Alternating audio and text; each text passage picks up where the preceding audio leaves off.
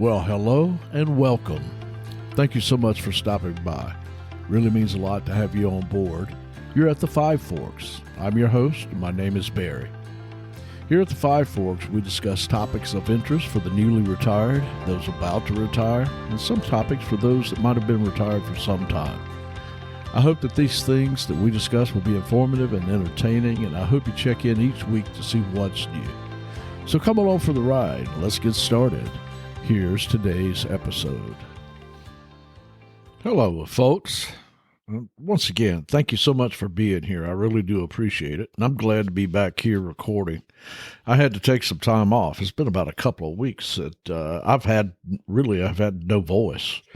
I'm not sure what's going on. I hadn't been sick in any way. I feel fine, but I've had a little bit of congestion, and I just couldn't talk. My voice was cracking, so I hope it holds up to get through this episode today, and we'll see about that. Anyway, as most of you know who listen to me often, I don't do a lot of editing, so this is going to be just a raw recording, and if I have to stop and get a drink, then just bear with me. I'll be right back in a few minutes. But today I just wanted to talk about rediscovering hobbies in retirement. I've had a lot of hobbies during my life. Some things that I really enjoyed, but I just didn't have enough time to devote to each of them. And sometimes you'd get into one and you'd hang with that for a while and then, move on to something else. That's the way it was always for me, because I just didn't have enough time to devote to any one of them. I just had a whole lot of interest. And there's a couple of hobbies that I've always tried to stay in touch with, and things that I've tried to make time for, even if it was just a little while. And reading is one of those for me. Now, hobbies, they can contribute significantly to your retirement enjoyment in a lot of ways. And I've talked about that briefly in a previous episode. And when you're engaged in hobbies, your mind is continually being stimulated, and it creates an overall sense of well-being. Some hobbies offer opportunities for social engagement, which is it's so important during retirement that you keep from isolating yourself. I know a lot of people just basically retire and sit on the couch, and you really don't need to do that. You need to enjoy the time that you have, and hobbies will encourage personal growth and development, and you can learn new skills. You can explore new activities. But engaging in hobbies is definitely going to reduce your stress, provide you with some relaxation, and it's an escape from daily concerns, and reading's really one of the better ones, I think. Reading's a great way to keep your mind active, and I think that's one reason that so many seniors enjoy it. Reading provides the opportunity to continue your lifelong learning, if that's what you want to do. Reading stimulates creativity, and it enhances your cognitive abilities. And like I said before, reading is just a fantastic stress reliever. It's very relaxing, or at least I find it so.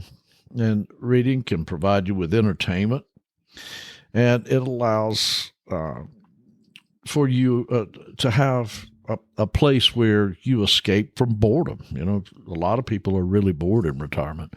I haven't found that to be true. I've got too many hobbies, I guess. I don't seem to have time to get around to all of them like I want to. But anyway, when you're reading, you get into the minds of the characters, and you begin to understand other people a little bit better just by getting into a character's headspace. Sometimes you might identify with a character in some way, and so for a short period of time, you can lead a different life. Reading can be a very cost-efficient hobby. When you consider that most of us live somewhere near a public library, you can explore and check out books there like there's no end to it. And I was at our local library just a couple of weeks ago, and I was pleased to find out that there's a lot of newer books that they have in their selection, that I was able to pick up one that I had been wanting to read, and I really didn't think they'd have it there because it's a new book. And sure enough, it was there. And so that was great. Great to find out. Um, Another thing about reading is you can, in many cities, many towns, have semi-annual or annual used book sales. And it's a great place to go and pick up some very inexpensive books if you want to build a library.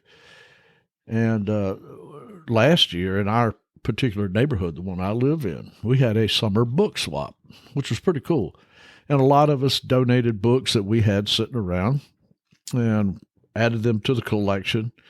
And then when the swap day arrived, we had tables set up in front of one of our neighbors' houses, and you could go and select 2 or 3 books that you wanted to read and pick them up. And I'm sure next year when we have the same book swap, we're going to put those books right back out into circulation. But I thought it was a great idea, and maybe you could get something like this started in a neighborhood where you live. Another inexpensive option for getting into reading are the e-readers like Kindle from Amazon or Nook from Barnes and Noble. And you can purchase the actual physical device for pretty close to $100. And there was a survey recently where the majority of seniors polled claimed that a Kindle was the #1 best purchase they'd made since they retired. Both Kindle and Nook offer a free app that you can download to your iPad or whatever tablet you have, and download it to your phone, and you can read that way. You can buy books and read them. You can check out books from the library. I know Kindle, I'm not sure about Nook, but I know Kindle has an option for an app called Libby. And by using Libby, if you have a valid library card from your local library, you can actually check out books from your county library without ever having to drive over there. So e-readers give you a lot of flexibility. They're tremendously flexible in terms of the convenience as well as the portability. You can have your entire library wherever you want to be. And e-readers also offer a lot of adjustability. You can change your text and font sizes. And believe me, my old eyes appreciate the ability to make the text larger, and it makes reading a good bit more comfortable. Now, if you're new to reading, or if you want to explore reading as a hobby, you might want to do a few things that could help you ease into it. One thing you might want to try is to set aside a specific time for your reading. By creating a regular schedule, whether it's for a few minutes each day or maybe longer each day, or maybe it's just a couple of times a week, you'll build some consistency. And with all hobbies, the more consistent we are, the better we get at something. So that includes reading. And making a schedule for any of our hobbies provides some accountability to ourselves that we're going to follow through. Create a comfortable space, designate a cozy corner or a quiet room where you can focus without any distractions. And make it inviting with some good lighting, a comfortable chair, and any other elements that you might want to, add in there to enhance your experience. One of my favorite places to read is in my office at my desk. And I do that a lot of times early in the morning before my wife gets up. And so, that's a comfortable place for me. But you need to find your own spot and make sure it's comfortable, have some good lighting, and you will enjoy reading much, much more. You'll want to explore different genres and different authors. Go to your local library or go to a bookstore and just browse. Go through various genres and, find something that you think you might be interested in, and then try out a couple of authors and styles until you decide what your preference is.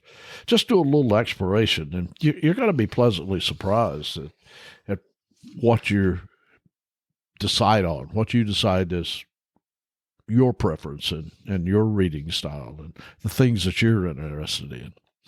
Another thing you might want to do is keep a reading journal. Maintaining a journal of any type is helpful for a lot of people. But with a reading journal, you can jot down your thoughts, your reflections, and maybe some favorite quotes from the books that you're reading. And it'll help you to deepen your engagement, and it'll help sharpen your writing skills if you're interested in that. A great way to get into or to expand your reading hobby is through book clubs. Now, book clubs will introduce you to genres or titles that you would have never otherwise considered. And most local libraries will have book clubs that you could join. Many of these meet on a regular basis, whether it's once a month or a couple of times a month, whatever it might be. But you have physical interaction and you discuss the books with other people. And that's really gratifying to be able to discuss with other people what they think about the same book that you've been reading. There's also community book clubs available through churches or other senior organizations in many towns. And they're always taking new members. You can even get into online book clubs, many of which will participate in online discussion. Some of them even have Zoom meetings on a regular basis where you can participate and talk about what you're reading and get some ideas about some new stuff.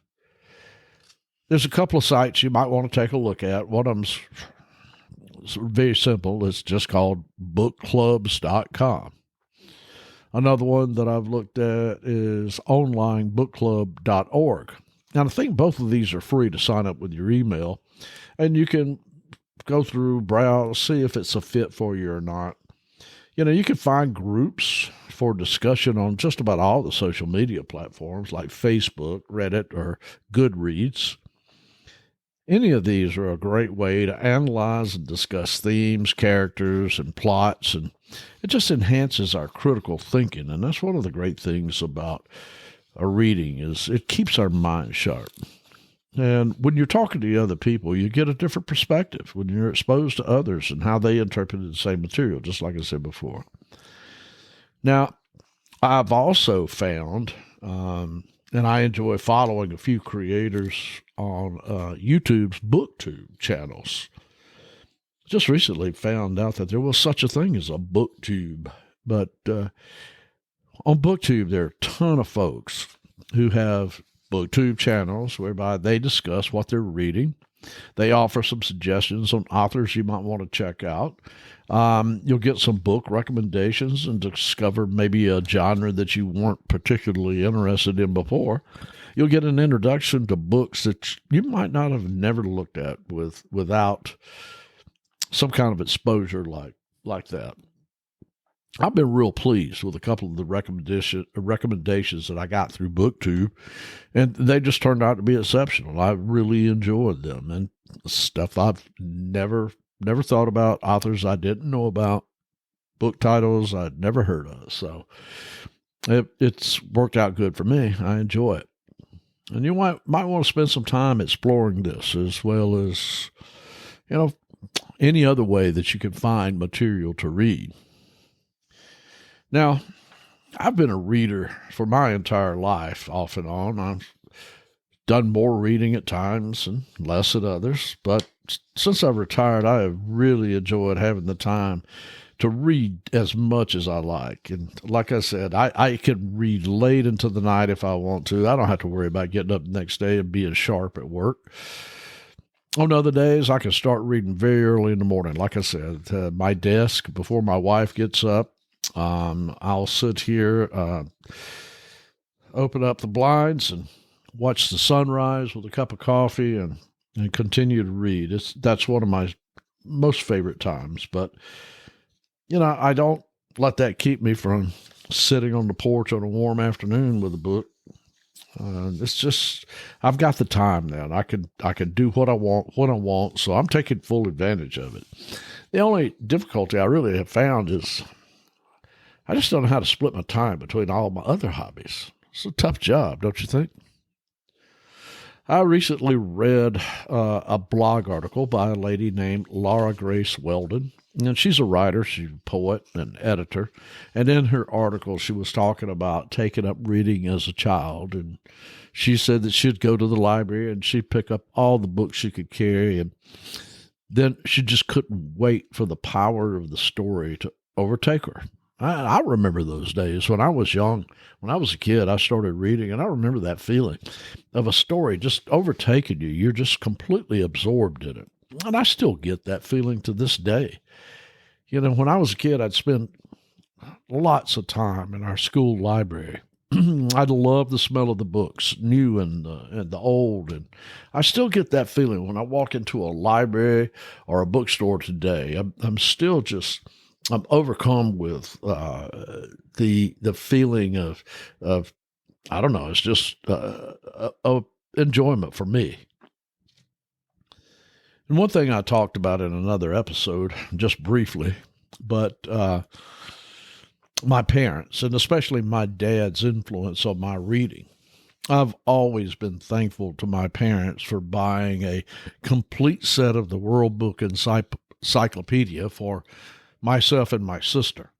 That was no cheap purchase, and at the time I know it must have seemed like a fortune to them. My dad was an avid reader, and when he didn't have to work on the weekends, he and I would spend time in my family's living room, and would pore over different volumes of the encyclopedia. We'd each choose a volume, and we would go to our separate corners, and we'd read for a while. Then we'd get back together and we'd talk about what we just read. What a wonderful experience that was for me and my learning. And it instilled in me the love of reading. I have very warm memories of those days, and I carry that with me, and I recall them fondly a lot of times when I'm reading still today. I enjoy reading for many reasons. I like learning new things or reading about how to get better at things I'm already doing. I enjoy reading about our history and what makes us who we are as individuals or communities and how different cultures have formed and evolved. I love reading to escape into a place where there's no stress, a place where you experience emotions and empathy and maybe some disdain for some of the characters that we've just met. And I think it's different for all of us, the feeling that reading gives us, but man, what a great way to spend some time. And if you're not a reader, I encourage you to give it a shot. I think you'll like it. If you do read, well, I hope your journey into parts unknown will always provide you with pleasant memories. And if you've made it this far today, I really do appreciate it. I appreciate you taking the time out of your day to listen. And please take care of yourself. Find some time for a little reading, and I'll talk to you soon. Well, that does it for today. Thanks again for stopping by, and I hope you enjoyed this episode. Please leave me a comment. Let me know how I'm doing. Like, subscribe, and follow so you'll know when a new episode is available. And share this with your friends. And if you like the content, you can always buy me a coffee. That link's www.buymeacoffee.com/@the5. Once again, you've been listening at the Five Forks. And until next time, when faced with a fork in the road, take it.